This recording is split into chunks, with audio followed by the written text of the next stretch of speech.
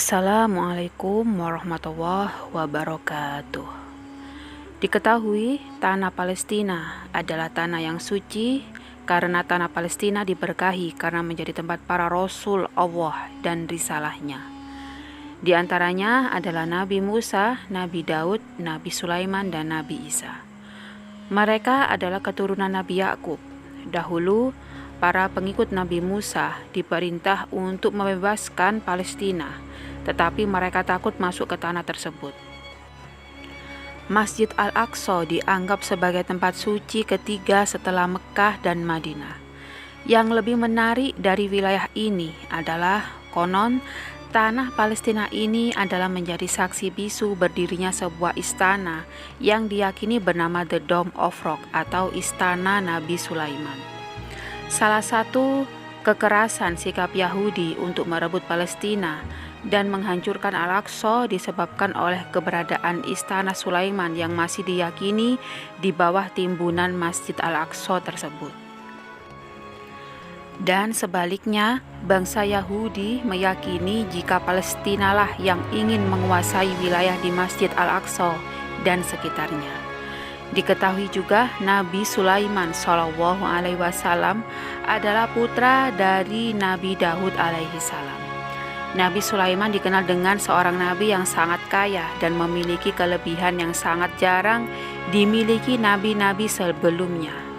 Karena memang beliau telah diutus oleh Allah akan sebuah derajat dan martabat dibandingkan nabi-nabi yang lain.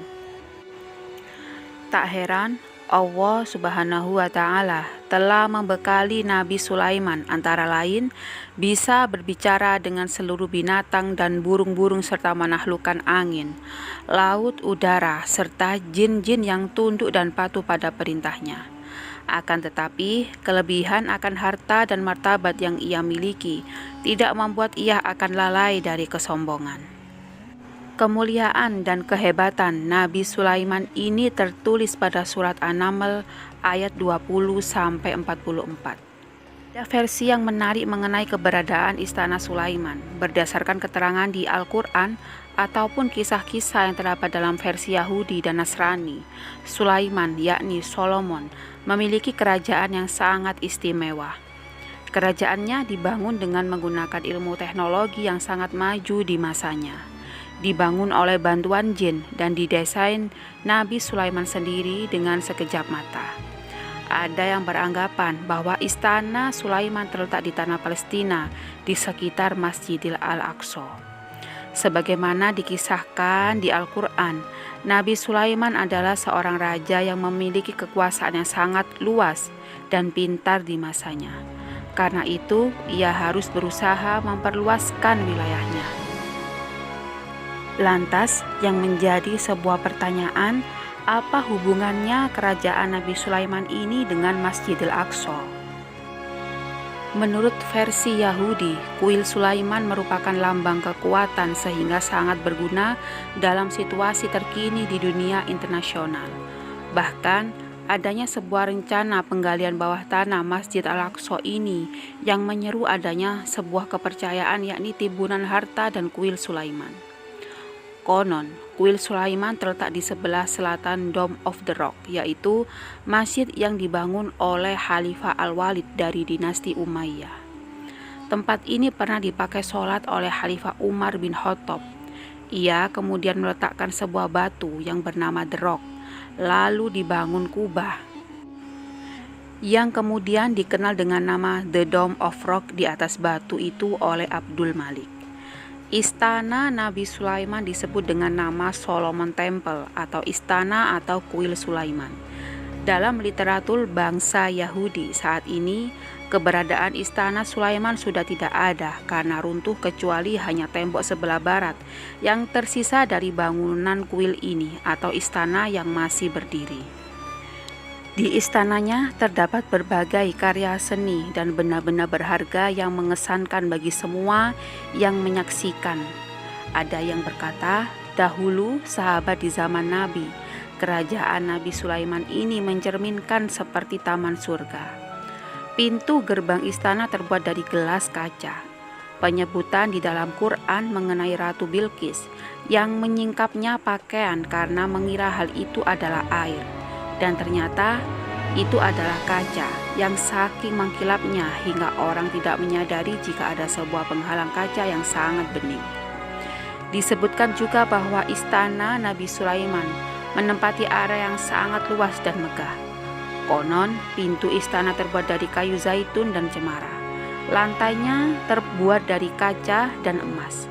Warna bangunannya berwarna-warni, dan dalam versi Yahudi telah disebutkan bahwa warna biru mewakili dari langit, sedangkan merah mewakili bumi, dan ungu, kombinasi dua warna, merupakan pertemuan dari langit. Selain istana Nabi Sulaiman, konon di lingkungan istananya terdapat bangunan lain seperti gapura yang terletak di sebelah barat daya. Istana Ratu Bilqis dan Istana Sulaiman memiliki 32 pilar yang terbuat dari emas dan megah. Di pintu gerbangnya, selain itu ada pula ruang pengadilan, tempat tinggal para rohib, pintu masuk ke kuil, lapangan atau alun-alun, dan lain sebagainya. Kaca yang terbuat dari emas dan ukiran pintu yang terbuat dari kayu cemara yang dilapisi emas. Istana Nabi Sulaiman disebut juga dengan nama Solomon Temple atau istana atau kuil Sulaiman.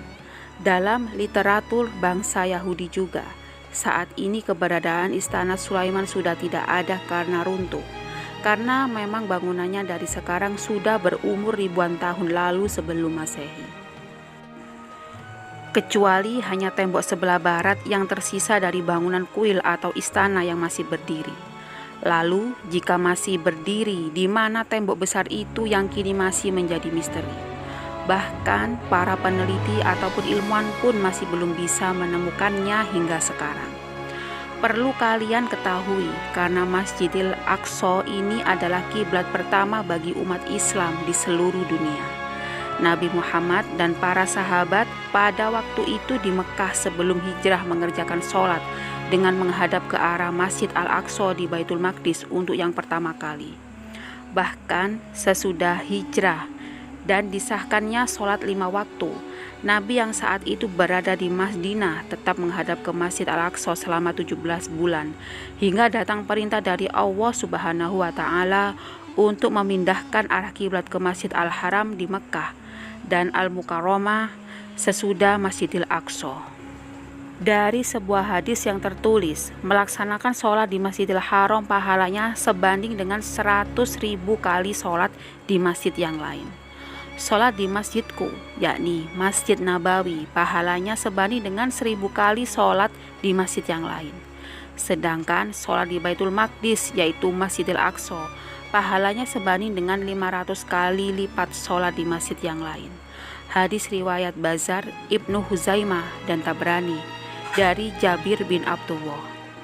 Nabi Sulaiman alaihissalam memohon kepada Allah agar dosa orang-orang yang sholat di Masjid Al-Aqsa, dosa-dosanya diampuni bagaikan anak yang baru dilahirkan.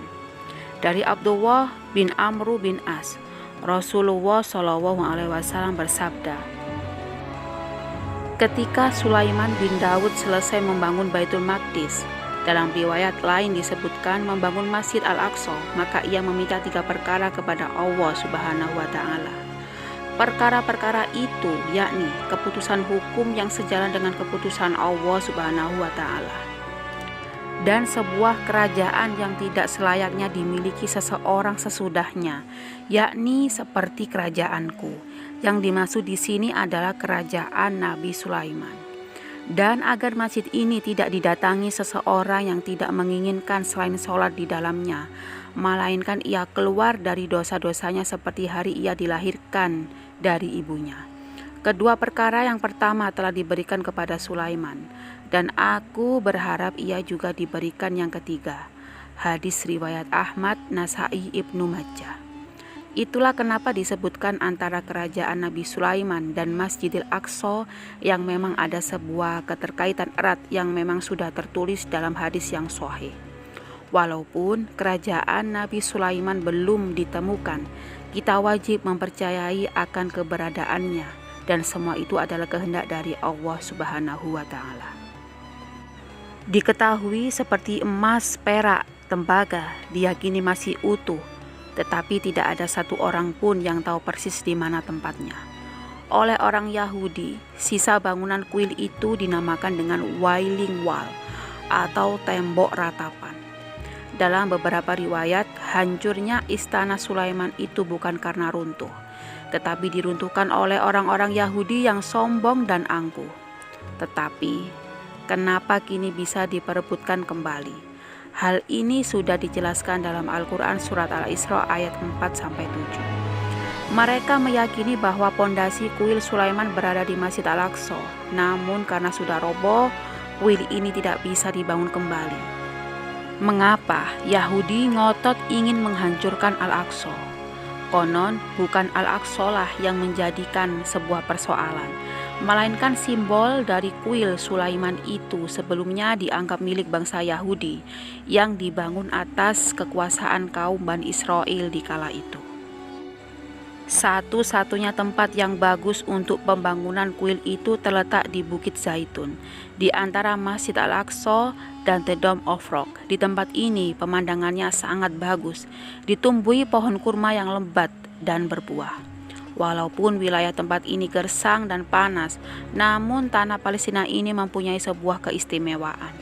Pembangunan kuil itu dianggap sangat penting oleh pihak Yahudi, terutama pengakuan atas bangsa Yahudi dari adanya bangunan inilah sampai sekarang Israel atau bangsa Yahudi meyakini bahwa wilayah Al-Aqsa adalah milik Israel.